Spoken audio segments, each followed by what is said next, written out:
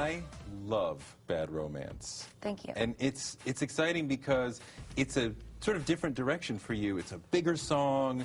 It's just so large. You know, I want to hear it in like a gigantic club. Well, I spent a lot of time in Eastern Europe, in Russia, and in Germany, and I really fell in love with industrial Gothic music.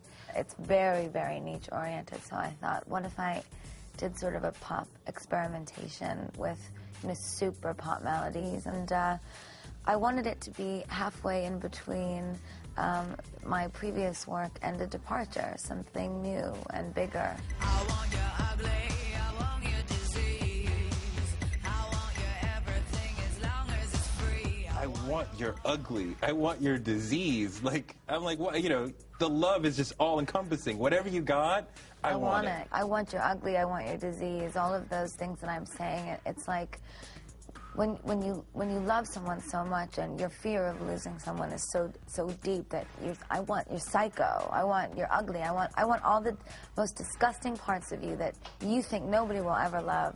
I love all of those things. Each song represents a different monster that I feel like I've encountered on the road. So my fear of love, my fear of alcohol, my fear of sex. Well, I want to talk about those specifically because there's a lot of fear of monsters within this. But, okay, so for you, fear of sex, what does that mean? Well, Alejandro, which is one of the songs on the album, that's my fear of sex monster. And in that song, I'm saying goodbye to all my past lovers. It's symbolic of me moving on. What about fear of alcohol? Well, fear of alcohol is sort of in a mixture of two songs. One in So Happy I Could Die, and that song is happy in the club with a bottle of red wine, stars in our eyes because we're having a good time. Yeehaw, so happy I could die.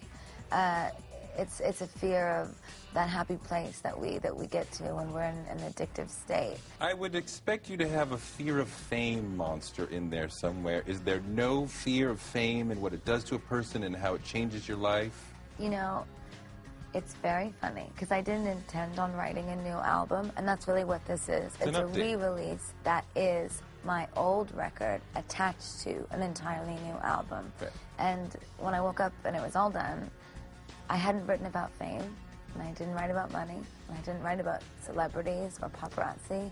I wrote about everything else. We're going to talk about this, but it's not really a new album because you have the old songs and 8 new ones, right? Well, I guess for me it is. It's just in conjunction with the first album, it makes it much more of a complete sense. When you come up with 8 songs, why not do 4 or 5 or 6 more and do a proper album rather than giving us the fame added on with 8 new songs? Well, it would only be maybe 4 more records, right, to sort of meet the industry standard of what most artists put out as a record. But the album in itself, The Fame Monster, is the yang to the yin of the fame. It's finished. In the book of Gaga, which comes with the album, right, you are selling locks of your hair. How much hair do you have to sell? Well, it's not my real hair. So it's parts of wigs that you've bought? Yeah, well, I've never really been very secretive about wearing wigs. So Yeah. I guess I didn't know what to do with all of them, so I said, take them and tear them up and give them to my fans, because my fans would love that. Yeah. My little monsters, they love very specific things, and I know what they need. Why do you call your fans monsters? I think it's because my show is kind of like an exorcism.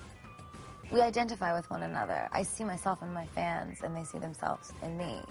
And I call them little monsters because they're my inspiration.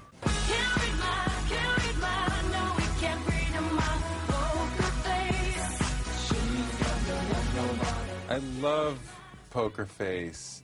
Can't quite figure out, what are you saying when you say he can't read my poker face? Well, the song was about fantasizing about women when I was in bed with my ex-boyfriend. So I didn't really want him to know because it bothered him, and that was the inspiration behind the song. You talk about that, you can have sex with women, but you won't love women. No.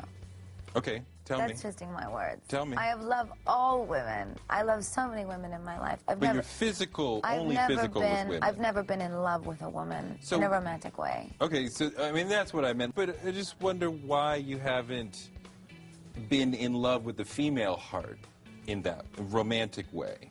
I don't know. But I certainly have beautiful relationships with women that I've been very close with. Yeah. I don't know if even I can say I've ever been in love with a man. Really? Yeah.